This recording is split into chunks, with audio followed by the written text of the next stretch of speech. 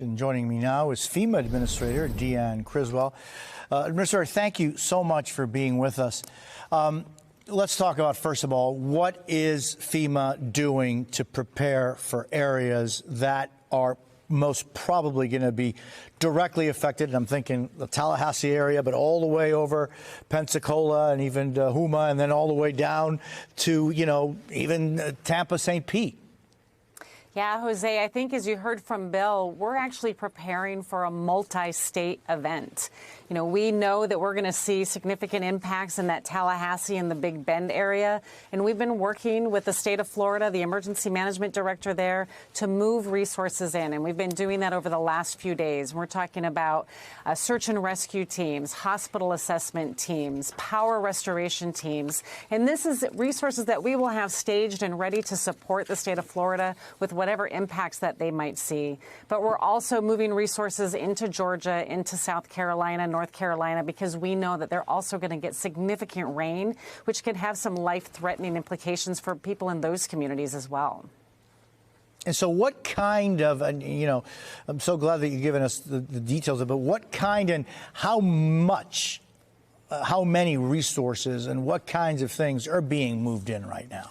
Yeah, so the biggest thing that we're moving in is our search and rescue teams. Florida has several search and rescue teams across the state, and we're moving additional urban search and rescue teams into the area.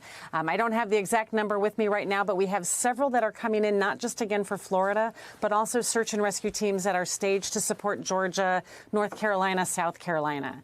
We're moving the Army Corps of Engineers and their power restoration teams. They're going to be on standby. They're going to be able to go right in afterwards as soon as it's safe to do so, to help us make sure that we can either put generators on critical facilities or help support any of the power restoration efforts that they have.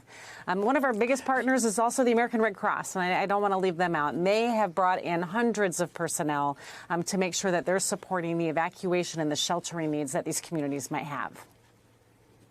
I've got to tell you something, and in my experience over these last 40 years of covering storms and other natural disasters, the role of the Red Cross is so important because they actually get to, almost immediately, they get to areas that maybe other folks don't get to, and even just thinking, Administrator, on the communities that sometimes have a little bit of concern over the government coming in to help.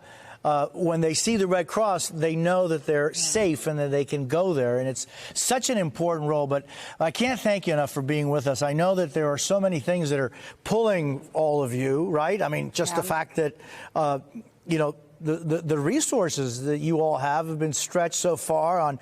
I mean, I'm just thinking Hurricane Debbie. Yes. People are still accepting emergency fund applications. FEMA is from Hurricane Debbie. How stretched are you? So we have enough resources to support this. And what we need to do, and what we do after every event like Debbie, and as we prepare for this, we look at where we can adjudicate some of the resources we have and move them into the area. The interesting thing is it's the life-saving resources that we're moving in now. And for something like Debbie, right, we're in the recovery phase, and it's our recovery resources that are supporting that. And so all of our response resources, they're ready, they're postured, they're going to be able to go in and support any of these communities across multiple states that might be impacted by this storm. And then we'll bring in our recovery teams. We have teams that also go door to door. We partner with the American Red Cross, such a great partner, to make sure we know who's been the most impacted.